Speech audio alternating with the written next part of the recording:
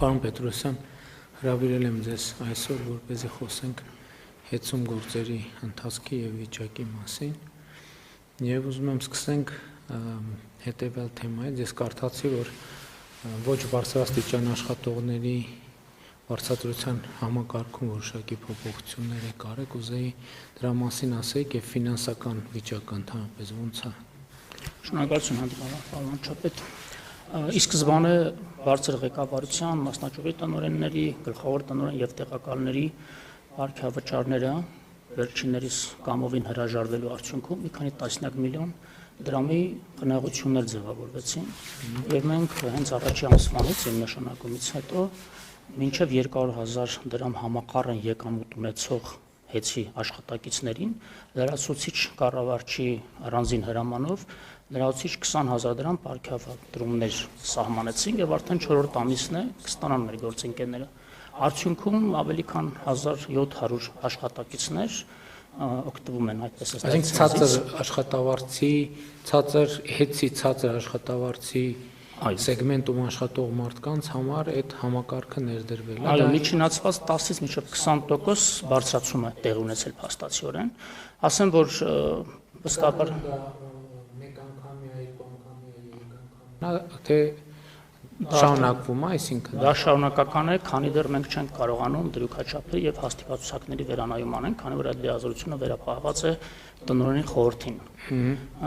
Քանի դեռ այդ լիազորությունը մենք չունենք եւ սեփականատերի փոփոխություն տեղի չի ունեցել, մենք մեր այդ քայլով 10-ից 20% բարձրացրել ենք այդ սեգմենտի աշխատակիցների աշխատավարձերը, նաեւ համեմատության համար ասեմ, վստահաբար գիտեք, մեր երկրում վերջին ամիսների ցուցանիշներով միջին աշխատավարձը 320,000 դրամ է ամսական, հետցի շուրջ 6,800 աշխատակիցներից ուղիղ կեսը, 3,400 մոտ աշխատակիցներ վարձատրվում են 300,000 դրամից ցածր չափով, իսկ նրանցից ավելի քան 1,700-ը չեն հաղթահարում 200,000-ի շեմը։ Եվ ահա ամենախոցելի այսպես սոցիալական շերտին մենք լրացուցիչ 20,000 դրամական ամսական միանվագ պարգևատրումներ ենք։ Ես կարծում եմ, որ դա կապված է նաև աշխատանքի որակի հետ, չէ՞, որովհետև ենթադրում եմ, որ այդ մարդիկ են հատվածն են, որոնց աշխատանքը անմիջապես աշխատանքի արդյունքը երևում է էլեկտրաէներգիայի մատակարարման որակի վրա։ Այո, դա սպասարկման շղթայի, արժեշղթայի ստորին օղակն են, հիմնականում մանձորներ, տեսուչների մի որոշ ուրեմն քանակ, ինչպես նաև վարորդներ, բանվորներ, տարբեր խնդիրներ կատարող հերթապահություն իրականացնող մասնագետներ 300,000-ից մինչև 600,000 սեգմենտում վարձատրվում են մոտ 1500 աշխատակիցներ եւ նաեւ կարեւոր եմ համարում շեշտելու, որ նաեւ վարձատրության այդ աշխատավարձերի կառուցվածքը մեծապես կախված է նաև արդյունքային ցուցանիշներից ամսական, կորուստների աճի հնարավոր, անջատումների, խափանումների, հետևական վերացումների արդյունքում վերլուծվում են տեղամասի պետերի, ցանցի պետերի կողմից եւ ներկայացվում են լրացուցիչ պարգևատրումների։ Ես առանձնատուփ եմ շեշտել, որ այդ 20,000-ները չեն վերաբերում որևէ ցուցանիշի, դա պարզապես միանվագ տալիս ենք մեղմելու սոցիալական վիճակը մեր աշխատակիցների։ Այսինքն լրացուցիչ որակական ցուցանիշների հիման վրա կարող են այլ խրախուսումներ։ Այո, առանձին մեխանիզմ է գործում։ Քաջատեղյակ եք վստահաբար վերջին շրջանում, քանի որ որոշակի հավելագրումների, թերգրանցումների փաստեր հայտնաբերեցինք մեր ուսումնասիրության արդյունքներում, ինչի հիմամբ նաև քրեականորոշումներ նախաձեռնվել, նաև այդ փաստերը դրվեցին լիցենզիայից զրկելու այն կարևոր 6 կետերից մեկի։ Դուք նկատի ունեք այդ այսինքն հավելագրումներ, որ իրականում սպառված էլեկտրաէներգիայից ավել չափեր են գրանցվել եւ այո, տեսեք, միջինացված այս տարվա պլանով ՀՑԿ-ն սահմանել է 7%, մինչև 7% թույլատրելի կորուստի շեմ։ Դա մուտք եղած արտադրողներից էլեկտրաէներգիայի քանակը եւ սպառված էլեկտրաքանակի տարբերությունն է։ 7%-ը, այսպես ասած, ընդունելի կանոնակարգված սահմանաչափն է, ինչից ներքև որոշակի ցուցանիշներ կային եւ ասեմ, որ ի սկզբանե ինձ համար տարօրինակ թվացին այդ թվերը, քանի որ միջազգային վիճակագրությունը առաջավոր երկրների երբ ուսումնասիրում ենք, մենք այդ ցուցանիշով գտնվում ենք top 50 երկրների ցանկում, հարևանության Ֆրանսիայի, Դանիայի, Շվեդիայի, ինչը շատ զարմանալի էր, չունենալով տվյալ երկրների նման ենթակառուցվածքներ, ինձ համար տարօրինակ էր, որ նման ցուցանիշներ են այսպես ասած նկարվում հեծում, եւ ուսումնասիրությունները ցույց տվեցին, որ շատ դեպքերում կամ արևային կայաններից ինքնաբար էլեկտրարտադրողների արտադրած էլեկտրաէներգիան էր թեր գրանցվում, այսինքն ավելի մեծ քանակի էլեկտրաէներգիա էր մղվում ցանց արտադրողների կողմից, քան հաշվարկում եւ վճարվում էին վերջիններս եւ սպառողների կողմից, ընդ որում պետական եւ համայնքային ընկերությունները շատ մեծ թիվ են կազմում, ում վրա հավելագրումներ էին տեղի ունենում։ Այդ փաստերով նաեւ վերջին օրերին կալանավորում տեղ ունեցավ։ X կազմակերպությունը կամ անհատը ծախսում Y թվով էներգիա, բայց իրականում վերջում վճարում վերցնում ենք Y պլյուս ինչ-որ մի բան։ Եվ դրա հաշվին կորուստները նաև նվազեցնում են, բայց այդտեղ ստացվում է, որ քաղաքացիներից էլ լրացուցիչ գումար են գանձում։ Այսինքն մի կողմից կորուստներն են նվազեցրել, մյուս կողմից քաղաքացիներից ավել գումարներ են գանձել։ Այդտեղ կա նաև երրորդ ռիսկը, որոշակի քանակի էլեկտրաէներգիայի ստվերային շրջանառության արդյունքում որոշակի մոնետիզացիայի նաև գործարքներ կարող էին տեղի ունենալ։ Էլեկտրաէներգիա ստվերային վաճառք։ Ստվերային շրջանառություն, այո, ստվերային գումարներով նաև 1.5 տասնյակից ավելի քրեական վարույթներ են այսպես նախաձեռնված, նաև տեսուչի կալանավորում ունենք ցանցերից մեկում, ով հավելագրում էր արել համայնքային ոչարևրեն կազմակերպության հաշվիչին 1 միլիոնից ավելի գումարի էլեկտրաէներգիա եւ դրանով եւ տեխնիկական կորուստները նվազեցնում, մոտեցնում, մոտարկում սահմանված ցուցանիշին 7%-ին, ինչպես նաև հանրության կամ պետական ու համայնքային հիմնարկների հաշվին գեներացնում են որոշակի ստվերային շրջանառության էլեկտրաէներգիա։ Այսինքն պետական հիմնարկների հաշվին ավել հոսանքի սպառած հոսանքի ավել տվյալ են գնում։ Այո, ավելին էր վճարում պետբյուջեն, քան իրականում սպառել է տվյալ հիմնարկությունը կամ Այսինքն ինչ հիմնարկների մասին է խոսքը։ Համայնքային կամ դպրոցի շենքեր կարող են լինել, բժշկական կենտրոնը կարող է լինել, կոմունալ տնտեսության հողակներ մեծամասամբ, քաղաքների, մեր բնակավայրերի գիշերային լուսավորության ցանցերի վրա են ահռելի հավելագրումներ արվել եւ հավելագրումների ծավալը ընդհանրական, որ ասեմ, արդեն իսկ հայտնաբերված եւ փաստաթղթավորված անցնում են մի քանի միլիոն կիլովատ-ժամ քանակները։ Միջինացված դա կարելի է բազմապատկել միջին սակագնով 50 դրամով օրինակ, մի քանի տասնյակ միլիոն դրամի յուրացում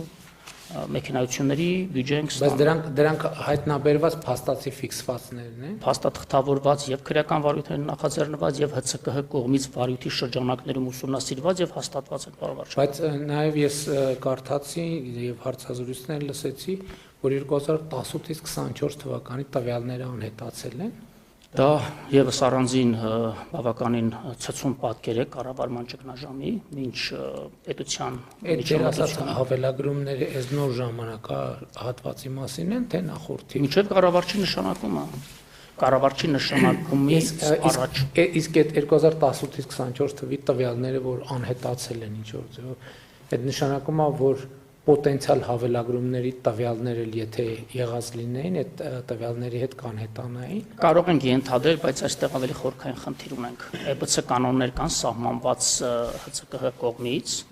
էլեկտրաէներգետիկական շուկայի բաշխման ցանցի կանոններ են կոչվում։ Դա իրավակարգավորումներ են, որին պետք է հետևի ՀԵՑ-ը եւ լիցենզավորված ոլորտում ցանկացած իրավաբանական անձ, եւ այդ կանոններով ՀՑԿՀ-ին հասանելիություն եւ երաշխիքներ պիտի տրվեն բաժանորդների, քաղաքացիների իրավաբանական անձանց կողմից սպառած էլեկտրաէներգիայի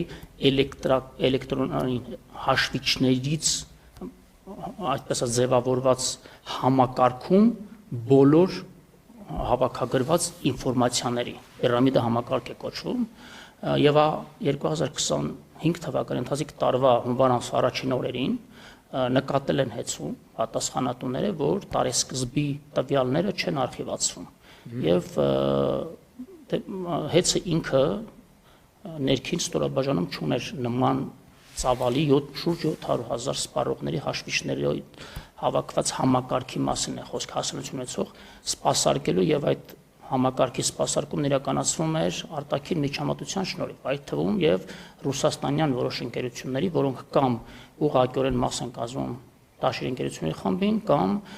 արտապատվիրակված են այդ ծառայությունը ռուսական ընկերությունների 40-ից ավելի դոստուպներ ուներ համակարգը այդ փուլում մեր ուսումնասիրություններն են դա ցույց տալիս եւ ահա այդ 40-ից ավելի դոստուպ ունեցող անձանցից ոմանք կամ ինչ որ խումբ պարզապես կամ կանխամտածված կամ ցածր կոմպետենտության արդյունքում հունվարի սկզբին այդ խնդիրը լուծելու process-ի ընթացքում որպեսզի լրացուցիչ սերվերի վրա լրացուցիչ տեղեր ազատվեն եւ կարողանան այդ ամբողջ արխիվացնելու չգիտեմ ինչ գործողության արդյունքում ուսումնասիրվում այս պահին նաև քրեական վարույթ կանավ այդ փաստով եւս նախաձեռնված ջնջվել է 2018-ից 24 թվականի նոյեմբեր ամիս ընկած ամբողջ տվյալների բազան։ Հիմա տենց վարկած կարող է լինել, որ այդ տվյալների բազաներում տեսանելի եւ ապացուցելի կլինեին նաև հավելագրումներ եւ այլն ձեր նշածները եւ այդ տվյալների ջնջելու հետ այդ տվյալները նույնպես վերացել։ Այո, կարող ենք ենթադրել, այդտեղ կա նաև առաջին խախտման բնույթը ինքնին EBC կանոնի կոպիտ խախտում է եւ տվյալ փաստը հատկանշականն այն է, որ ժամանակի տնօրեններն ու կառավարիչները թաքցրել ՀՑԿ-ից։ Թեպետ ծառայական քննություն են նշանակել, որոշակի մեղավոր շրջանակներ են դուրս բերել եւ այդ ամբողջ փաստաթղթերը հետցում պահվում են խնամքով, բայց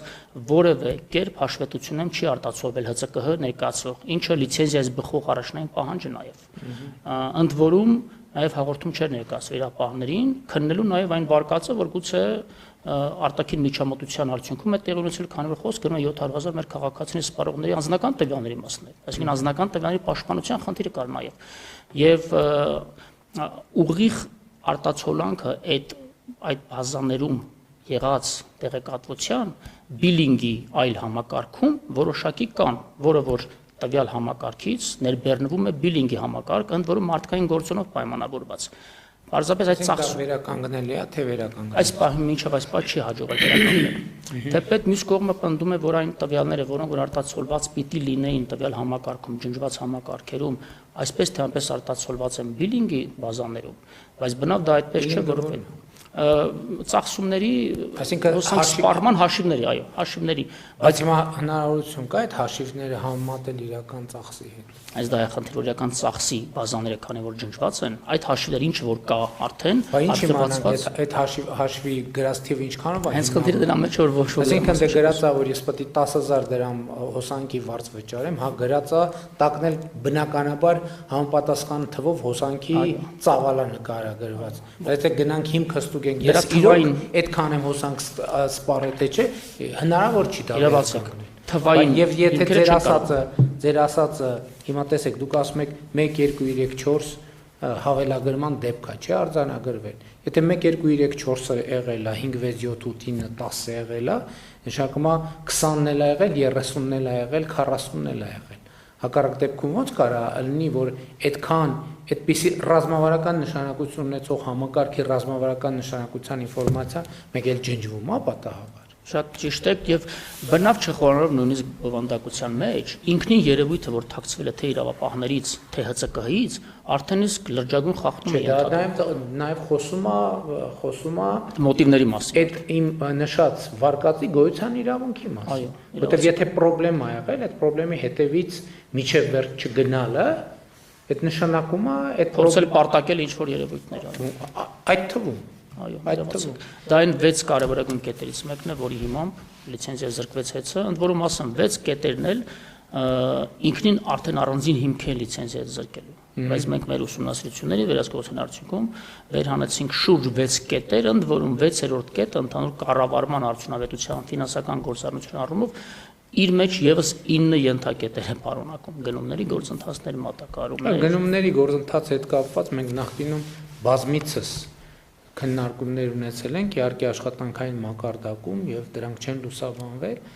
որովհետեւ զուտ աշխատանքային հարց ա եղել, որովհետեւ մենք խնդիր ենք տեսել, որովհետեւ տնտեսությունից էլ այդ ազդակներն եկել են, որ գնումներում հիմնականում մասնակցություն են ունենում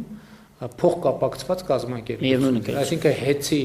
սեփականատերերի խումբը ստեղծում է եւ ղեկավարության խումբը ստեղծում է ընկերություններ կամ իրանք անձամբ կամ իրանց հետ կապված անձանց միջոցով, որոնք մասնակցում եւ հաղթում են գնումների գործընթացին, որում արտոնյալ եւ մենաշնորհային դիրք են տալիս արհեստականորեն, ինչը նաեւ դարձյալ ուղիղ օրենսդրության եւ ՀՑ կողմից սահմանված կարգի խախտում է, ուղիղ խախտում է։ Այս թեման էլ ա եղել լիցենզիայից զրկելու։ Այո, կառավարման արդյունավետության հիմքում է դրված։ Ընդ որում մենք բազմիցս այս ազդակը տվել ենք, որտեղ խնդիր կա, նաև որոշակի կարգավորումների վրա ենք աշխատել եւ այլն, որտեղ խնդիր կա։ Սա տնտեսության զարգացումը եւ մրցակցային վիճակը խոչընդոտող վիճակ։ Ոլորտը հասարակ չէր զարգանում վերջին տարիներին, էներգետիկ ոլորտի թե արտադրողները, թե ներկողները բոլորը փակող առաջ են, որտեղ որևէ հասարակություն չունեին հեծի նման ռազմավարական կարևորագույն խոշոր ընկերության տնտեսական արժեշղթայի որևէ կերպ մաս կազմելու։ Ես ձեզ օրինակ բերեմ գնումների պլանով, ընդ որում պարոն վարչապետ շեշտեմ, որ գնումների պլանը, ներդրումային ծրագիրը, հաստատակցակը, դրույքաչափը, բոլոր հիմնարար փաստաթղթերը մենք շարունակում ենք աշխատել դեռևս տարեսկզբին իրենց իսկ կողմից հաստատված փաստաթղթերի հիման վրա, որը փոփոխություն չեն կարել։ Դա սկզբունքային չեն կարել, որպեսզի հետագայում չշահարկվի, որ մենք պիտի զարգացնեինք, կառավարչի ապարատը եկավ եւ այլն։ Եվ իրենց իսկ հաստատված գնումների պլանով օրինակ կցորդիչների դա որոշակի դետալ է, որը որ մալուխային գծերի վթարների ժամանակ կիրառվում է եւ հազարավոր, եթե ոչ տասնյակ հազարավոր կցորդիչներ են օգտագործում տարեկան ցանցում վերանորոգման աշխատանքներ իրականացնելիս միավոր նույն տեսակի, նույն տեխնիկական բնութագիրն ունեցող նույն քանակի գնման խմբականակը նախատեսված էր 128 միլիոն դրամի եւ կոնկրետ ընկերություն կար նախանշված ում առաջարկած գնով էլ գնման պլանը կազմել էին բնականաբար եւ բաց թափանցիկ ներառական 3 փուլից բաղկացած գնումների գործընթաց իրականացրեցինք նախնական այսպես ասած free call արեցինք ազատ կանչարեցինք այն ընկերությունները ովքեր որ հետաքրքրված են տվյալ սարքերի ներկրման եւ արտադրելու մեջ իրենց բոլորի տվյալները հավաքագրեցինք տեղ բնութագրերը առանձին բոլորին ուղարկեցինք գնային առաջարկներ ներկայացնել եւ շուկայի ուսումնասիրություն իրականացրեցինք եւ վերջնարդյունքում հանրային գնումների օրենսդրությանը խիստ համապատասխան գնման արդյունքում 128 միլիոն դրամ գնումների պլանում դրված նույն քանակի նույն տեղ բնութագրով ապրանքը ձեռք բերեցինք ընդամենը 58 միլիոն դրամով 70 միլիոն դրամ միայն խնան ենք այդ գործարքում ընդ որում մեկ հատկանշական օրինակ էլ ձեզ բերեմ ուժային մալուխի նույն տեսակի նույն խմբին պատկանող միավոր գծամետրը 30,000 դրամ գնումների պլանում դրված կոնկրետ ընկերությունով մինչ այս տարիներ ի վեր հարյուրավոր միլիոն դրամների մատակարարել է հեծին այդ ընկերությունը գալիս է առաջարկ է անում 30,000 դրամի փոխարեն 19,200 դրամ վերասակարկման արդյունքում այլ ընկերություններ ավելի ցածր գին են առաջարկում եւ տվյալ ընկերությունով տվյալ ուժային մալուխը ավանդաբար մատակարարել է 28-ից 30,000 դրամով գծամետրը մատակարարում է 18,400 դրամով գծամետրը այսինքն կարող ենք ասել որ նույն որակի նույն տեղ բնութագրի կարող ենք ասել որ առնվազն ապրանքանյութական արժեքների մատակարարումները տևական շրջան վերջին տարին իրականացվել են առնվազն 60-70 մինչև 100% ուռճացված գներով ինչը ուղղակիորեն ներդրումային ծրագրերի մասով ուղղակիորեն մտել է սակագնի կառուցվածքի մասը կազմել։ Դե հիմա այս բոլոր թեմաներով մեկ հետաքննություն նախաձեռնել ենք, որ հասկանանք ոնց է տեղի ունենում կամ ոնց է տեղի ունեցել սա։ ՀՑԿ-ի վարույթի շրջանակներում ՀՑԿ-ն որպես վերահսկող կարգավորող պետական մարմին բոլոր այդ նյութերը ուսումնասիրել են եւ այդ նյութերի այն հատվածը, որոնք որ փաստաթղթերով պատշաճ հիմնավորվել են, բոլորը դրվել են վարույթի հիմքում։ Այն դեպքերում, որտեղ որ մենք առերևույթ հանցակազմի դրվագներ ենք տեսել, ես ինքս հաղորդում եմ ներկայացրել նաև գլխավոր դատախազություն։ Հիմա փաստորեն ստացվում է, որ կցորդիչը, որը կարող էր, իհարկե շուկայական գինը որոշակի փոփոխություններ կարող է ունենալ, բայց պլյուս 10%, 20% եւ այլն։ Այսինքն, որը կարող էր ձեռք բերվել կլորացրած 60 միլիոն դրամով ձեռքաբերվել 130 միլիոն դրամ։ Այո, ընկերության տարեկան բյուջեի մեջ նախատեսված եղել 130 միլիոն դրամ։ Շատ լավ։ Դե սա շատ կոնկրետ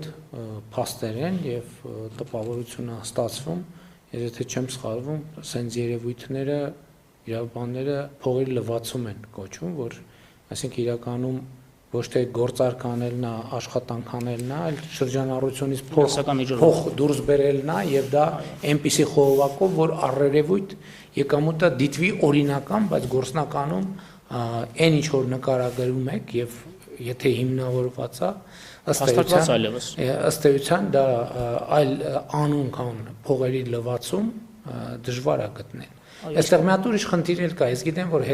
հեծը շատ ծանրաբեռնված է վարկերով։ Իսկ դուք մենք վարկերը սպասարկում եք, հա, հիմա այս փուլում նորմալ սպասարկում է գնացել։ Այո, պարոն, պրոբլեմներ չեն առաջացել։ Բացարձակ, ավելին ձեզ ասեմ, մեր շրջանի կառավարման 4 ամիսների արդյունքներով մենք ավելի քան 21 միլիոն ամերիկյան դոլարի վարկային պարտավորությունների մայր գումարներ ենք մարել վաղաժամկետ, այսինքն ֆինանսական որոշակի խնայողություններ են գոյացել, որոնք մենք ուղղել ենք վարկերի այն խմբի մարմանը, որոնք ավելի բարձր տոկոսադրույք ունեին, 21 միլիոն։ Եվս բառացիորեն հենց նախորդին 3 մենք 10 միլիոն դարձյալ վարկային պարտավորություն պլանային արդեն մարեցինք, որից 6.5 միլիոնը մայր գումարներ։ Ընդհանուր առմամբ ժամանակավոր կառավարչի նշանակման պահին հեծը ծանրաբեռնված էր շուրջ 396 միլիոն ամերիկյան դոլարի հասնող չափով վարկային պարտավորություններով, այդ թվում նաև թողարկված պարտատոմսերը, այս պահին արդեն այդ թիվը մոտեցել է 368 միլիոնի, այսինքն շուրջ 28-30 միլիոն դոլարի վարկային պարտավորություններ մենք մարել ենք պատշաճ, ընդ որում իմ նշանակման պահին ընթացիկ հարկային պարտավորությունները, աշխատավարձերը բոլորը հեծը կատարում էր լրացուցիչ վարկային միջոցներ ու օվերդրաֆտներ ներգրավելով, քանի որ իր շրջանառու միջոցները ամբողջովին ուրեմն միլիարդավոր դրամների հասնող տրված էր կապալառու փոխկապակցված ընկերություններին կանխավճարների տեսքով։ Այսինքն սեփական շրջանառու միջոցները տրված էր իրավաբանական անձանց, ովքեր ծառայություն են մատուցում նույն հեծին, իր իսկ հարկային պարտավորություններն ու աշխատավարձերը 5 վարկին վերցնում հարկ տալիս, իսկ իրանց միջոցները, որոնք տրված էր աշխատավարձ եւ հարկ պետքա տային, տալիս են ուրիշ ընկերությունների տոկոսով թե առանց տոկոսի։ Իհարկե առանց տոկոսի, քանի որ աշին ընկերությունների խմբի կամ մասեր կազմում կամ աֆիլիացված պաշտոնատար անձանց ընկերությունների։ Ինչու՞ ես լսել եմ նաև, որ տենց երևույթներ են արձանագրվել, որ հեծի անունով վարկ են վերցրել բանկերից եւ տոկոսով եւ առանց տոկոսի վարկը այդ նույն գումարը ըստ էության տվել են որևէ կարգավիճակով կամ կոնկրետ անձանց կամ կոնկրետ ընկերությունների, ասենց երևույթ էլ նկատվել է, հա։ Քանի որ վարույթի ավարտից օրեր առաջ ես արդեն հանդիպել եմ նաև միջազգային բանկերի EBRD, ADB-ի, ֆինանսական միջազգային կորպորացիայի ներկայացուցիչներին պաշտոնական եւ այդ մասին արդեն պաշտոնապես զրույց ենք ունեցել, ես ինձ թույլ տամ նաև եթերում այդ մասին խոսել, որ այո, դա ուրեմն այն երևույթի մասին է, որ հեծը 100%-ով գրավադրված լինելով միջազգային բանկերում եւ ունենալով վերջիններիս նկատմամբ շուրջ 116 միլիոն ամերիկյան դոլարի վարկային պարտավորություններ, պայմանագրային պարտավորություն ուներ որևէ տեսակի երաշխավորություն, գրավ, այլ վարկային միջոցներ ներգրավելու պարագայում թույլտվություն ստանալ վերջիններից, այդ թվում նաև որոշակի սահմանաչափի դեպքում պարտավոր էր համաձայնություն ստանալ հանրային ծառայությունների կարգավորող հանձնաժողովից, իսկ որոշակի սահմանաչափի նույնիսկ դեպքում օրենքի իմպերատիվ պահանջով նաև պարտավոր էր կառավարության համաձայնություն ստանալ։ Եվ ահա հեծի կառավարիչները եւ տնօրենների խորհուրդը վերջինիս որոշումներով 9 տարվա մեջ շուրջ 691 միլիոն ամերիկյան դոլարի հասնող երաշխավորություններ են տրվել մի քանի տասնյակ տարբեր ընկերությունների, տաշիր ընկերությունների խմբի դարձյալ ուղղակիորեն աֆիլիացված կամ անուղղակիորեն իրական շահառու հանդիսանալով եւ գրավադրելով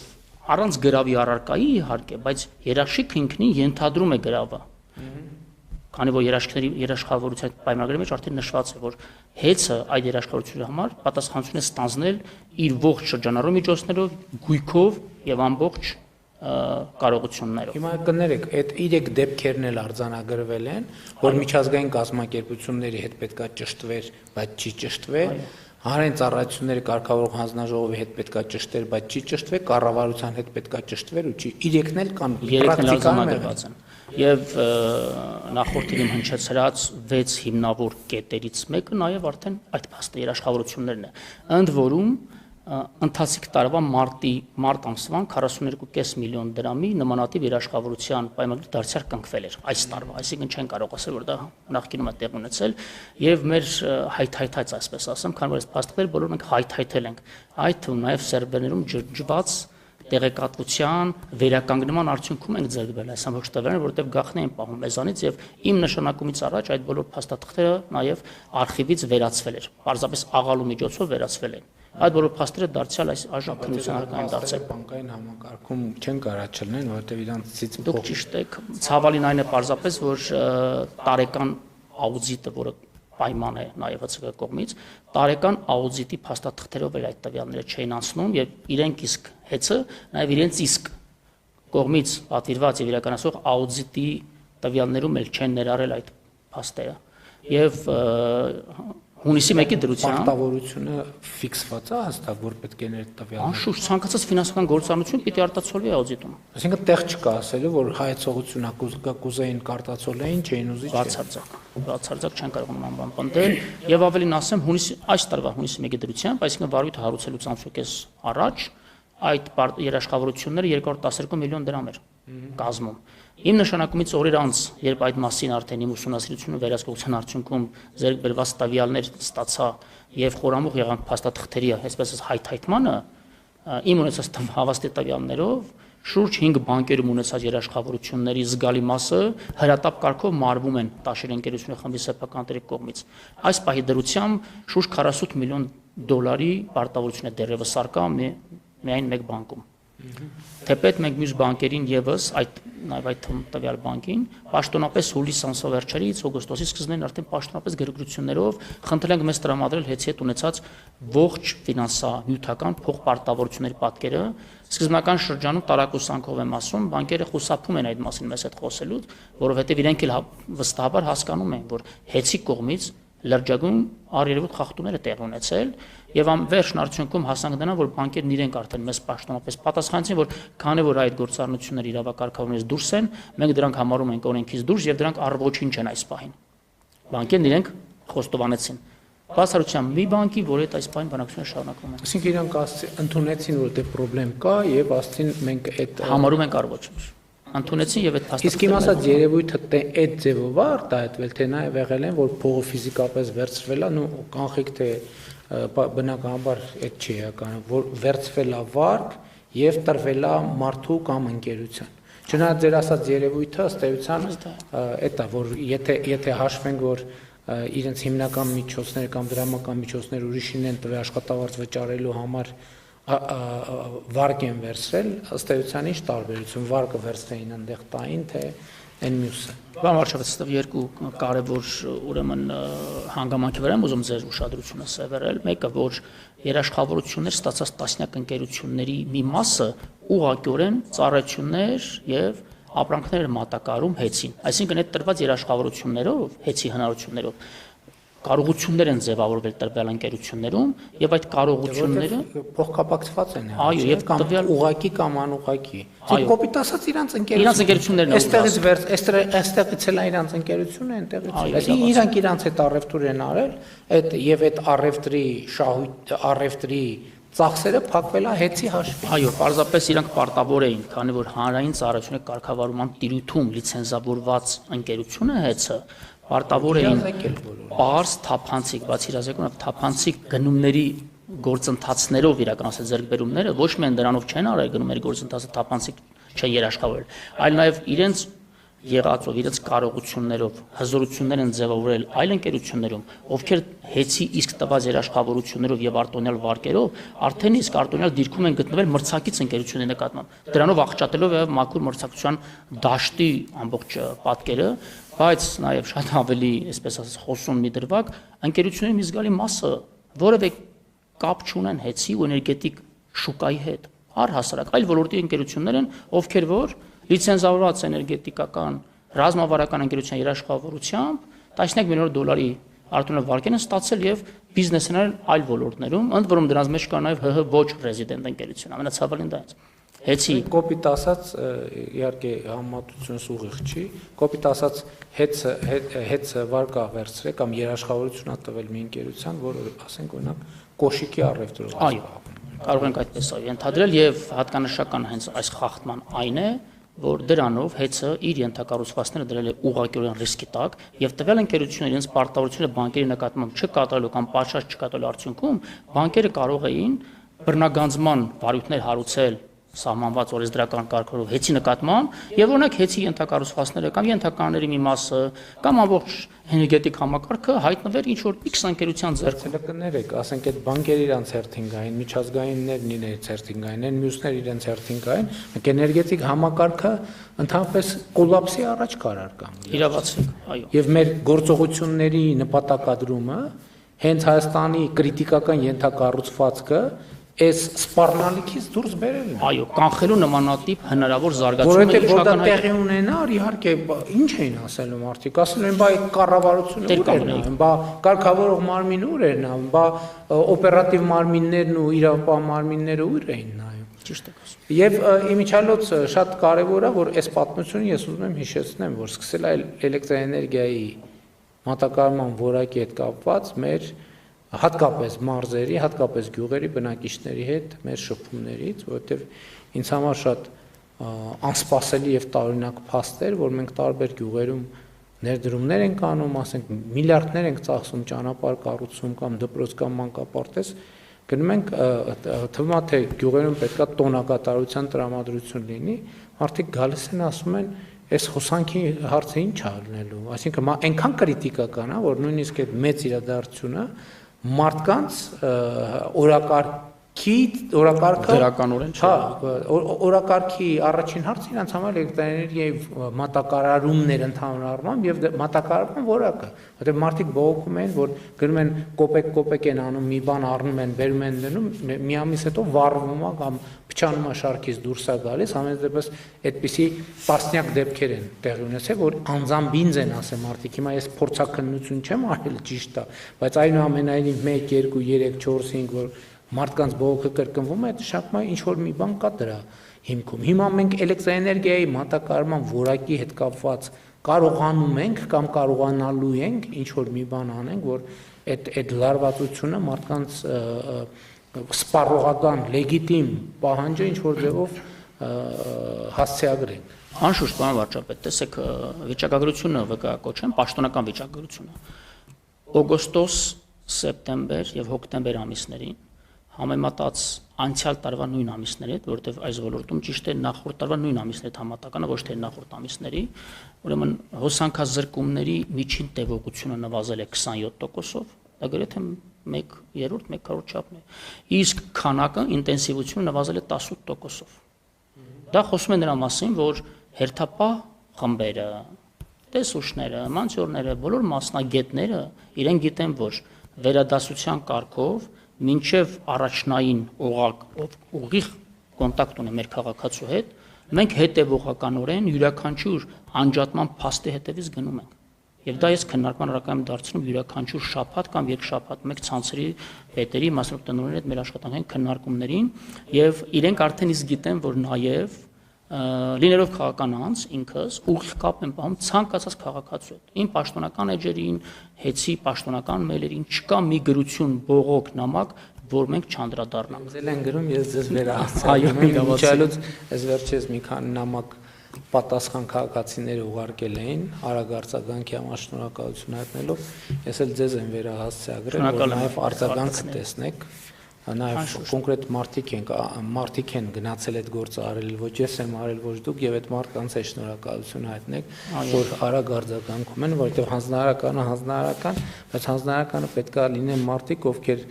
պատշաճ ժամանակում եւ պատշաճ որակով եւ պատշաճ ձևով ի կատարած են, այնպես որ այդ բոլոր մարդկանց շնորհակալ եմ եւ այս խնդիրը իհարկե պետքա լուծվի եւ իմ խնդրանքն է որ հատուկ ուշադրության կենտրոնում լինի, որովհետեւ ասում եմ պատմությունը սկսել է, այս ամբողջ պատմությունը սկսել է դրանից, որովհետեւ ինձ համար անհասկանալի էր, որովհետեւ ես ոչ մի պաշտոնական զեկույցում ես չէի ստացել, որ մենք երկրում տենց խնդիր ունեն, բայց մի բնակավայր, երկու բնակավայր, 3 բնակավայր, մարզեր, Երևանում արդեն սկսեցին որոշակի բաներ, եւ ես հասկացա, որ ես չեմ հիշում հրապարակային, բայց գրագրության մեջ անվանել եմ ճգնաժամ, էներգետիկ ճգնաժամ եմ անվանել։ Իրենց անով է կոչել, այդպես էլ կար։ Հա, եւ այստեղից է սկսվել։ Եվ հիմա մյուս կողմից այն ինչ որ ասում եք, որ մի կողմից վատ է, որ այդ ամեն ինչը մեր աչքի առաջ տեղսել ենք եւ այդ ամեն ինչը բացահայտել ենք եւ դրա շուրջ իրավական գործընթացներ ենք կառուցել։ Հիմա միջև ես կամփոփեմ ինչ որ մի փաստ կար, որի մասին կուզենայիք շեշտել, բայց ես չհարցրի կամ չանդրադարձա։ Ես կուզեի այո անդրադառնալ նոր միացումների ուրեմն հատվածին։ Նոր միացումների հետ կապված էդ էլ հաջորդ խնդիրներ։ Կներեք, որ այնտեղ գների փոփոխություններ էր տեղի ունեցել եւ երկար ժամանակ նաեւ մենք աշխատում ենք հանրային ծառայությունների կարգավորող հանձնաժողովի հետ եւ այլն եւ մարդիկ կասկածներ էին հայտնում թե ինչքանով են հիմնավորված այդ գները, որովհետեւ էականորեն գները բարձրացրել էին միացմամբ եւ դա պատճառաբանվում էր նաեւ զանգվածային մեծ տեմպով շինարարությունների, նոր բաժանորդների մեծ հոսքի եւ այլնի հետ, եւ մենք աշխատանքային կարգով քննարկել ենք եւ դուք եք ասել, որ աշխատում եք, տեսնեք այդտեղ ինչ կարող ենք անել, որպեսզի լինի, տեսեք, գիտեք, շատ կարեւոր է, որ ինքը հիմնավորվածից պակաս էլ չլինի, ավել էլ չլինի։ Հիմնավորվածից պակաս ինչի համար եմ ասում, որովհետեւ օրինակ ես շատ երկրներում տեսել եմ, որ քաղաքական նպատակահարմարություններից ելնելով, քաղաքական կոմպրոմիսներից ելնելով, ինչ որ գներ են անդադ իջեցրել, որ քաղաքական դիվիդենդ կամ քաղաքական ճգնաժամից խուսափելու համար, արդյունքում եկել համակարգերը հասել են այն իրավիճակի, որ կոլապսի առաջ են։ Ես չասեմ, որ երկրում մի անգամ մի մայրաքաղաք էի գնացել եւ հյուրանոցի պատշգամբ դուրս գալով ինչ որ անընդհատ ձայներ էի լսում, ասում ես ինչ ձայներ, շարժիչների անընդհատ ձայներ։ Ասում են բանա, այդ մենք որ դվիժոկ ենք ասում, ասում են դվիժոկ է միացրած։ Ասում են դվիժոկը ինչի համար է միացրած եւ իմացա, որ քաղաքական նպատակահարմարություններից ելնելով ամենատարբեր առիթներով գներ են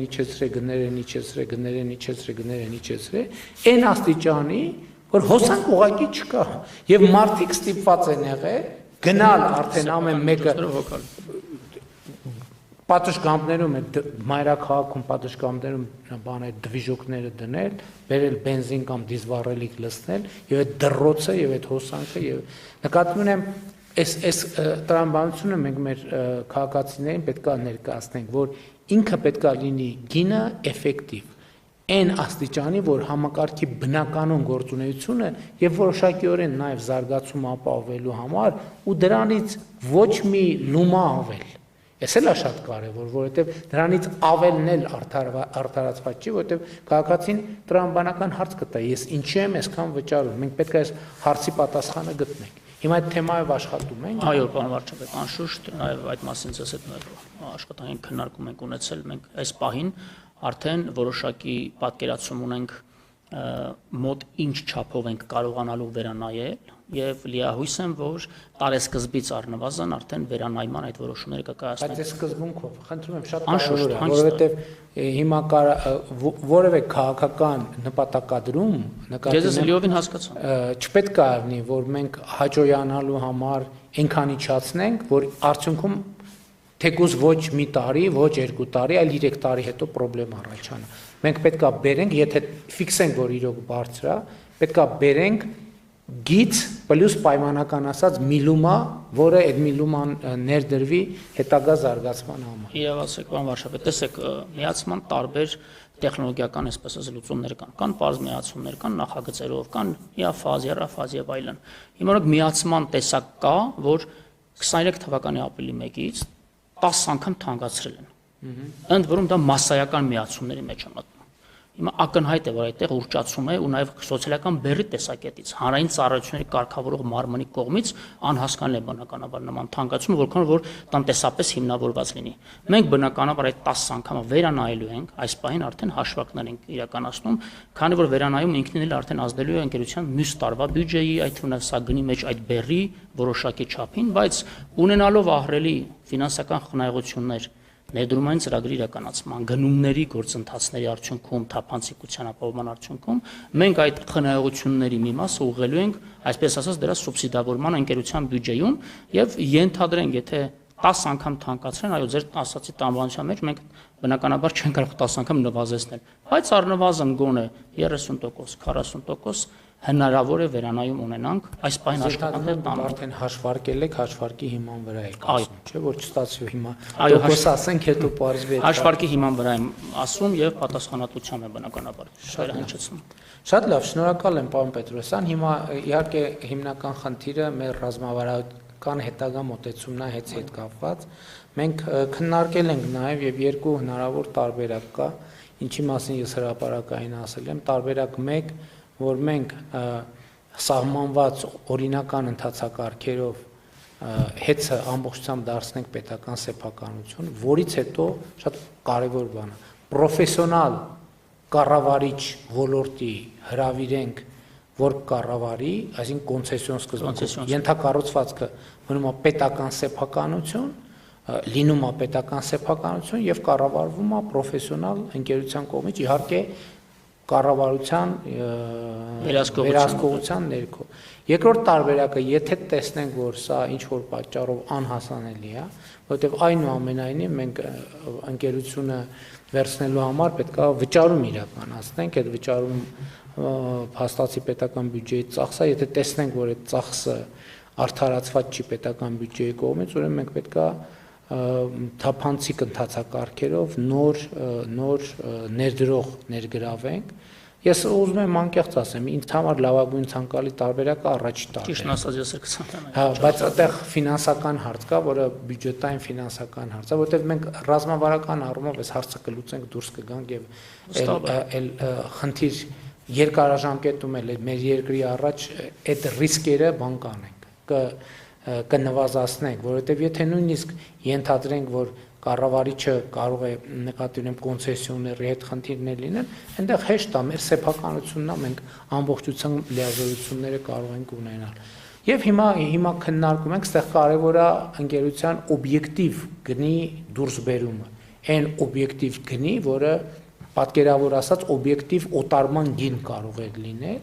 Իհարկե որոշ նրբություններ, որովհետև ձեր բոլոր ասած գործոնները ազդում են իհարկե։ Ուղղակիորեն։ Ազդում են նաև են, որ ընկերությունը փաստացի այնպիսի գործողություններ արել, որ ակնհայտ հիմնավորված որոշմամբ լիցենզիայից զրկվել է, որովհետև այդ լիցենզիան էլ շատ, եթե չասենք ամենակարևոր, ինքը այդ արժեքի մի շատ ծանրակշիռ մասն է։ Այնպես որ ուսումնասիրենք եւ իհարկե որոշ ժամանակ ունենք հանգիստ մտածելու եւ կմտածենք եւ նաեւ իհարկե ձեր տված ձեր ներկայացրած տեղեկատվությունն էլ կվերլուծենք հանրային ծառայությունների կարգավորման հանձնաժողովի հետ էլ կխորհրդակցենք, կառավարությունում էլ կխորհրդակցենք եւ որևէ որոշում կգանք, այս պահին ես ուզում եմ, որ համոզված լինել, չնայած համոզված եմ, որ սպառողների իրավունքների հետ կապված մեր նախորդող շրջանի հետի բաց թողումների վրա առանձնակի ուշադրություն դարձնեք, որ մարդիկ նաև զգան գործունեության եւ այս փոփոխությունների դրական ազդեցությունը իրենց վրա։ Իհարկե շատ մանրամասներ կան, հսկայական ենթակառուցված կա տասնյակ հարցերով, տասնյակ շերտերով, եթե ոչ ավելի։ Այդ բոլոր շերտերին մենք հերթով կանդրադառնանք եւ հաջողություն եմ մաղթում ձեր գործում։